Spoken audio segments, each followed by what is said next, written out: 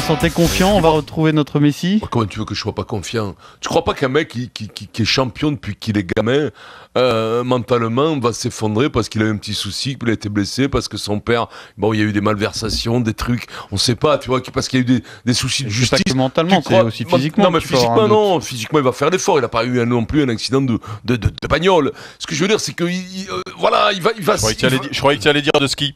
Non.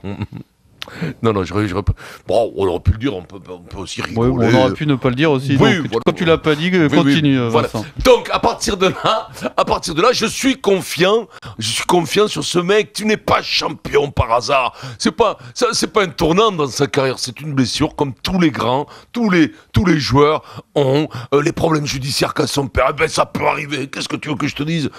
Mais pourquoi en plus? D'autant plus que j'y crois, Messi, à son retour, parce que déjà. Il s'est fait en bossant, ce mec.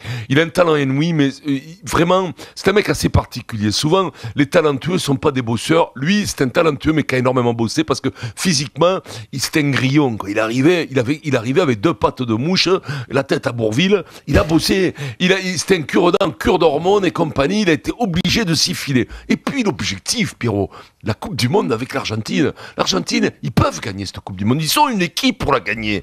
Mais si c'est une occasion, il sait très bien qu'il y a Messi pour la gagner. Oui, mais si à côté t'as Paul Naref et puis Clo-Clo, tu pourras pas la gagner, la Coupe du Monde. Tu peux passer des bonnes soirées.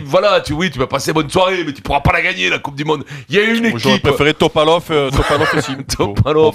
T'as une équipe pour la gagner. Il va pas se la mafrer, il va revenir plein banet. Je te dis pas que ça va être facile, le retour c'est jamais facile.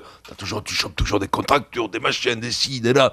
Mais tu prends des coups, faut se réhabituer. Mais il va se refiler dans des dispositions pour avoir, il te le dit, le regard d'assassin, les yeux revolver, le regard qui tue. Voilà, c'est ça, Messi. Le regard de Zidou. Voilà. Tu te rends compte quand Adrien avait sorti cette histoire de regard, ce que lui avait dit Vincent, est-ce qu'il il nous sort aujourd'hui? Non mais c'est.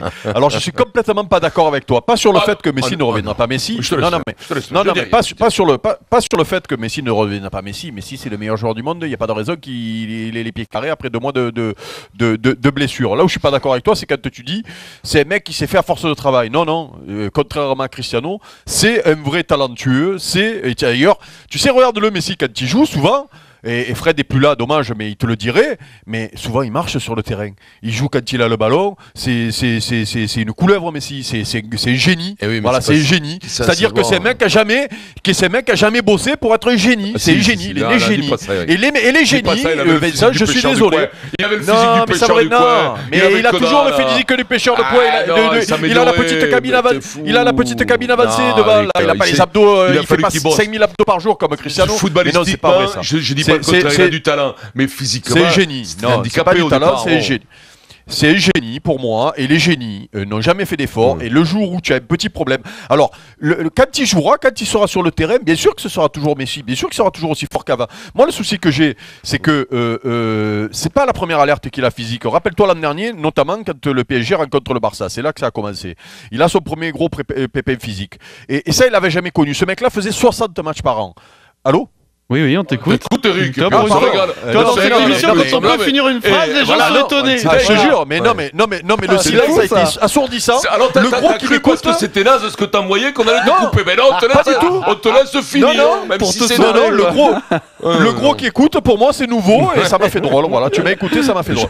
Et donc, quand tu commences à avoir des pépins physiques, eh bien, ça veut dire, c'est un signe, ça veut dire qu'il ne pourra plus faire ses 60 matchs par an comme il fait. Il faudra que de temps en temps, dans un match, il sorte pour se reposer. Et ça, est-ce que Messi est capable de le faire?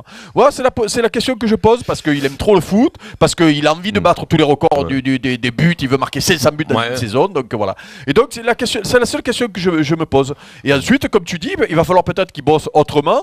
Et les génies, pour moi, c'est les mecs qui n'ont jamais bossé, et que quand il faut s'y filer, peut-être que voilà. Maintenant, Messi sera toujours le meilleur joueur du monde. Hein. Ne me faites pas dire ce que j'ai pas dit.